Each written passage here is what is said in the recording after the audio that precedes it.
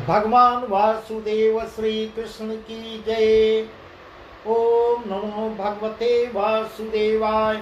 ओम नमो भगवते वासुदेवाय। श्री कृष्ण गोविंद हरे मुरारी, हे नाथ नारायण वासुदेव।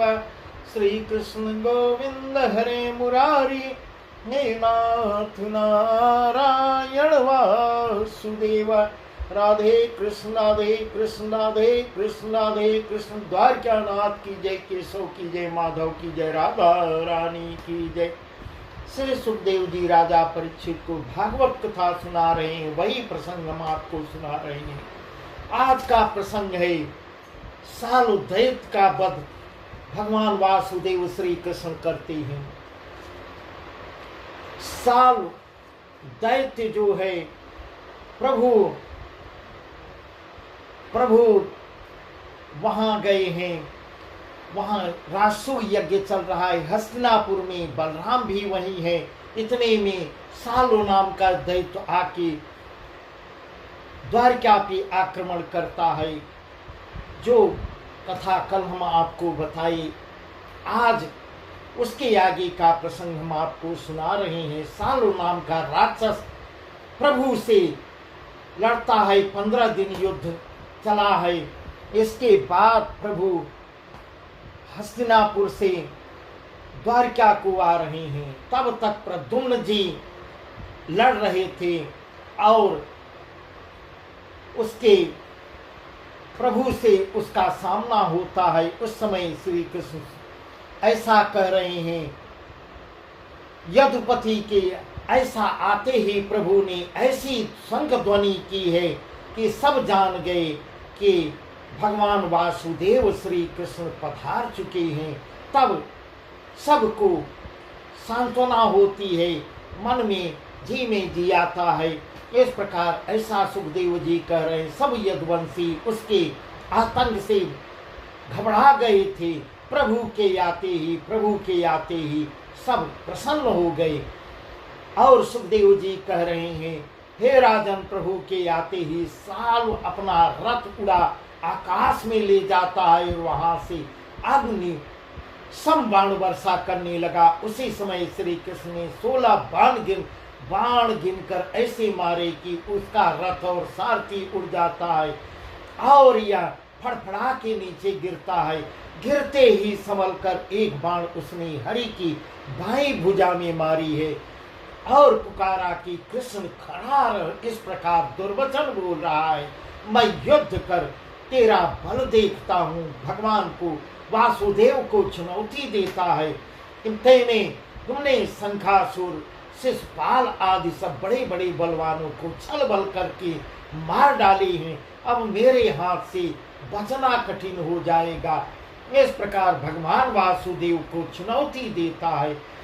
सो तो ये परी अब काम कपट छोड़ की जय संग्राम। कंसासुर भौमासुर हरि, तेरो मग देखत ही हरि। अठौ कहाँ बहुरी नहीं आवे, भाजे तू न बड़ाई पावे। इस प्रकार कह रहा है। ऐसी उसके मुख से वचन सुन रहे हैं श्री कृष्ण जी। तब श्री कृष्ण जी कहते हैं, रे मूर्ख अभिमानी कायर क्रूर। छत्री जो है गंभीर सूरवीर होते हैं, वे किसी से बड़बोलापन नहीं बोलते। ऐसा सुनकर उसने हरि पर, ऐसे भगवान के मुंह से जब वचन निकलती है तो वह दौड़कर वासुदेव श्री कृष्ण के ऊपर एक गदा से प्रहार करता है। क्रोध करके चलाई है। प्रभु ने सहज ही में सरलता से ही उसे काट गिराया। फिर श्री कृष्ण ने एक गदा मारी। वह गदा का माया की ओट में जा 2 घड़ी मूर्छित हुआ है और फिर कपट रूप धारण करता है, क्योंकि वह देवों के देव महादेव उसको वरदान दे दिए थे, जिसके कारण वह इतना शक्तिशाली हो गया था। माय तिहारी देव की पठयो मोय कुलाय। शत्रु साल्व वसुदेव को पकड़े ली नहीं जाए। इस प्रकार सुखदेव जी कह रहे हैं, महाराज यह असुर ऐसे ऐसे कह वहां से जाके माया का वसुदेव बना के ले आता है और बंधक बना के लाता है। श्री कृष्ण के सामने कह के बोलता है, बोला कृष्ण देख मैं तेरे पिता को बांध कर ले आया हूं और अब इसका सिर काट कर सब यदुवंशियों को मार समुद्र में डाल दूंगा, उसके बाद तुमको मारूंगा, एक छत्र राज करूंगा। इस प्रकार ऐसे ऐसे दुर्वचन कर रहा है। ऐसे ऐसे का उसने माया के वसुदेव का सिर श्री कृष्ण जी के देखते देखते काट डालता है। बरछी के फल पर रख कर सबको दिखा रहा है।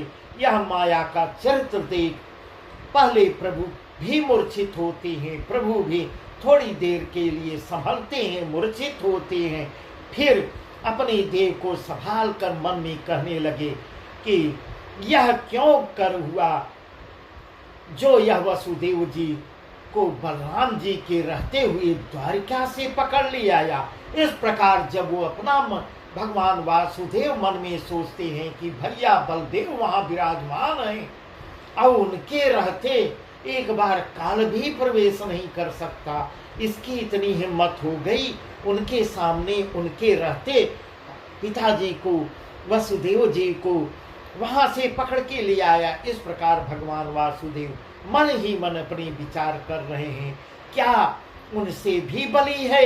इस प्रकार सोच रहे हैं जो उनके सन्मुख से वसुदेव जी को निकाल ले आया। ऐसे महाराज सुखदेव जी कह रहे हैं, हे राजन ध्यान कर, प्रभु ने देखा तो आसुरी माया का भेद पाया।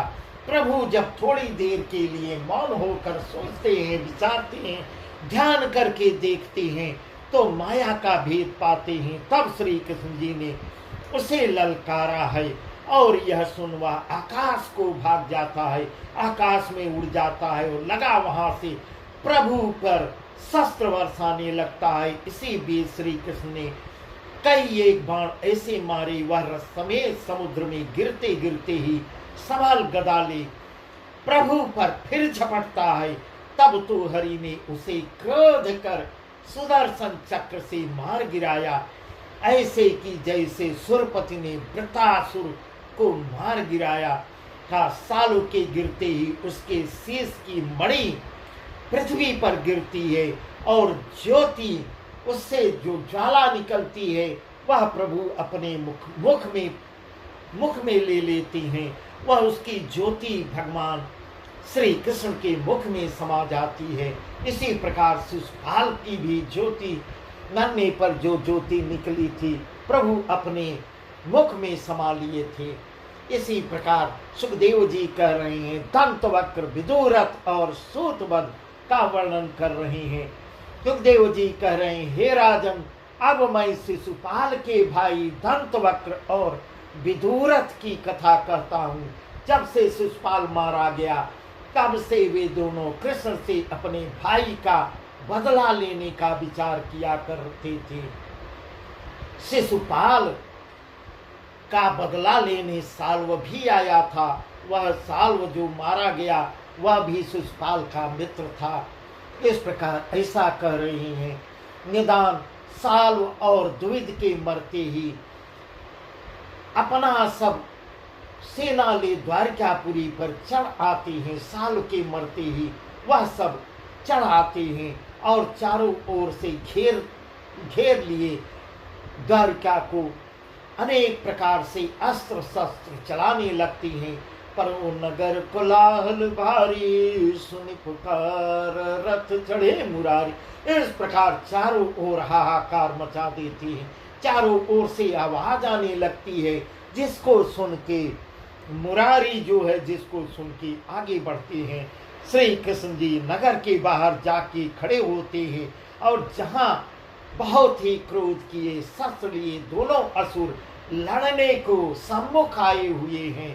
प्रभु के देखते ही दंतवक्र महा अभिमान कर बोलता है, हे कृष्ण तू अपना शस्त्र चला ले, मैं पीछे मैं तुझे मारूंगा। इस प्रकार भगवान वासुदेव को चुनौती देता है कि पहले तुम अपना शस्त्र चलाओ, पीछे मैं तुमको मारूंगा। ऐसी बात मैंने इसलिए कही कि मरते समय तेरे मन में अभिलाषा न रहे कि मैंने दंत वक्र पर प्रहार नहीं किया।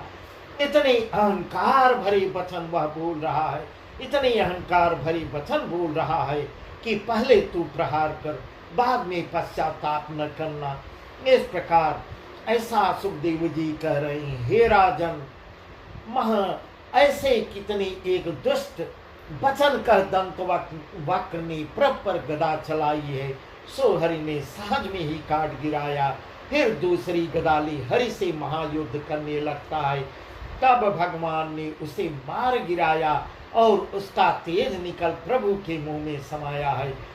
आगे फिर दंत वक्र का मरना देख विदूषक युद्ध करने लगा और चढ़ के आता है। वो क्यों ही श्री कृष्ण ने सुदर्शन चक्र को आदेश दिया, हे चक्र विदूत, हे चक्र विदुरथ को सिर मुकुट कुंडल समेत काट के गिराओ, फिर असुर दल को मार भगाई। इस प्रकार ऐसा वर्णन कर रहे हैं। उस समय फूले देव पुष्प बरसावे, किन्नर चारण हरियस गावे। फूले देव पुष्प बरसावे, किन्नर चारण हरियस गावे।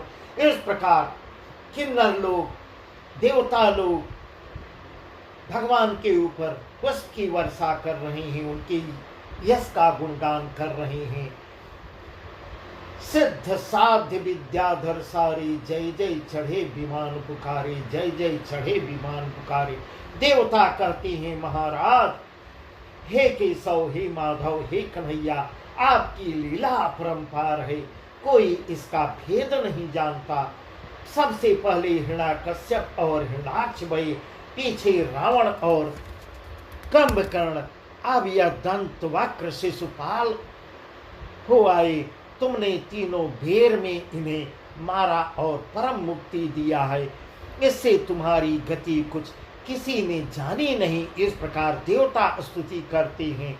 महाराज इतनी कथा ऐसे कह देवता प्रभु को प्रणाम करके जाते हैं और हरि बलराम जी से कहने लगे कि भाई, कौरव और पांडवों में लड़ाई हो छिड़ गई है, अब क्या करें। तब बलदेव जी कहते हैं, कृपा निधान आप हस्तिनापुर को पधारिए, तीर्थ यात्रा कर पीछे से मैं भी आता हूँ। मैं तीर्थ यात्रा को जा रहा हूँ, मैं भी तीर्थ पूरा होने पर मैं भी आ जाऊंगा, आप हस्तिनापुर को पधारिए। इस प्रकार सलाह दे रहे हैं। ऐसी कथा सुखदेव जी कह रहे हैं। हे राजन, ऐसा वचन श्री कृष्ण जी सुनते हैं तो वहां से कुरुक्षेत्र को पधारे हैं, जहां कौरव और पांडव महाभारत युद्ध कर रहे हैं और बलराम जी तीर्थ यात्रा को निकले हैं। सब तीर्थ करते करते बलदेव जी नैमिषारण्य में पहुंचते हैं तो वहां क्या देखते हैं कि एक ओर ऋषि मुनि यज्ञ कर रहे हैं, दूसरी ओर ऋषि मुनियों की सभा में सिंहासन पर बैठे सूत जी कथा बांट रहे हैं, कथा का वर्णन कर रहे हैं। इस प्रकार वह देखते हैं कि सूत जी कथा बांट रहे हैं। उनको देखते ही सनकादिक ऋषियों मुनि, कनकादि ऋषियों, सब मुनि ऋषियों ने उठकर प्रणाम किया और सूत सिंहासन पर गद्दी लगा बैठ रहे हैं। महाराज सूत के न उठने पर इस प्रकार ऐसा वर्णन कर रहे हैं। ओम नमो भगवते वासुदेवाय, ओम नमो भगवते वासुदेवाय, ओम नमो भगवते वासुदेवाय, ओम नमो भगवते वासुदेवाय। श्री कृष्ण गोविंद हरे मुरारी, हे नाथ नारायण वासुदेव। श्री कृष्ण गोविंद हरे मुरारी, हे नाथ नारायण वासुदेव। इस प्रकार सब सूत जी सूत जी ऐसा वर्णन कर रहे हैं। सूत के न उठते ही बलराम जी ने सनकादिक सब ऋषि मुनि से कहा कि इस मूर्ख को किसने वक्ता बना दिया और व्यास आसन दिया है। ऐसा ऐसा जब बलराम जी सुनते हैं और कहते हैं इस मूर्ख को किसने वक्ता बनाया और व्यास गद्दी पर किसने बैठाया। वक्ता चाहिए भक्तिवंत, विवेकी और ज्ञानी, यह है गुणहीन, कृपण और अति अभिमानी। फिर चाहिए निर्लोभी और परमार्थी, यह है महालोभी है और अब स्वार्थी, ज्ञानहीन, अविवेकी है। इसको यह व्यास गद्दी अच्छी शोभा नहीं देती, इसे मारे तो क्या, पर यहाँ से निकाल देना चाहिए। यह सुन सनकादिक ऋषि, बड़े बड़े ऋषि आप विनती करने लगते हैं बलराम जी से। कहते हैं आसन गर्व मूढ़ मत धरियो, आसन गर्व मत मूढ़ मत धरियो, उठ प्रणाम तुमको नहीं करियो। महीनाथ या कोई अपराध, परी चूक है तो यह साथ। आसन से उठ के आपको कैसे प्रणाम करेंगे, इस प्रकार बलराम को समझा रहे हैं। महीनाथ या कोई, इसका कोई अपराध नहीं है, परी चूक है यह तो यह साथ। सो तई मारे पातक हुई, जग में भलो कहे ना कोई, सोत को मारने पर महापाप होगा। इस प्रकार ऐसा वर्णन कर रहे हैं। निष्फल वचन न जाए तिहारो, यह तुम निमजन माही विचारो। महाराज इतनी बात की सुनते ही बलराम जी ने एक कुश उठाया है और सहज स्वभाव, तब भी बलराम जी स्वभाव से क्रोधित होकर कुश उठाते हैं और सूत को मारते हैं। उसके लगते ही सूत जी गिर पड़ते हैं। यह चरित्र देख सनकादिक ऋषि मुनि हाहाकार करके उदास हो जाते हैं। सनकाद ऋषियों के उदास होने पर महाराज बात जो होनी थी सो हुई, पर आप कृपा कर हमारी चिंता मेटिए। अब प्रभु बोले तुम्हें किस बात की इच्छा है, सो तुम कहो, हम पूरी करेंगे। तब मुनियों ने कहा महाराज हमारे यज्ञ करने से नहीं किसी बात का विघ्न न हो, यही हमारी चाहना है, सो आप पूरी कीजिए और जगत में यश लीजिए। इतना दचन सनकाद ऋषि मुनियों के मुख से निकलते ही अंतर्यामी बलराम भी सूत के पुत्र को बुलाते हैं और व्यास गद्दी पर बैठा के कहते हैं आप अपने बाप से अधिक बुद्धिमान होगा और मैंने इससे अमर पद दे चिरंजीवी किया है, अब तुम निश्चित से यज्ञ करो। इस प्रकार ऐसा अभय वरदान देते हैं और बलराम जी तीर्थ यात्रा को निकल जाते हैं, आगे बढ़ जाते हैं। बलराम का तीर्थ यात्रा गमन है आगे का प्रसंग, वह प्रसंग हम आपको कल बताएंगे। सुदामा का द्वारिका गमन है, बहुत सुंदर सुंदर प्रसंग है जिसे हम आपको कल बताएंगे। बस आज का प्रसंग यहीं तक। ओम नमो भगवते वासुदेवाय, ओम नमो भगवते वासुदेवाय। श्री कृष्ण गोविंद हरे मुरारी, हे नाथ नारायण वासुदेवाय। श्री कृष्ण गोविंद हरे मुरारी, हे नाथ नारायण।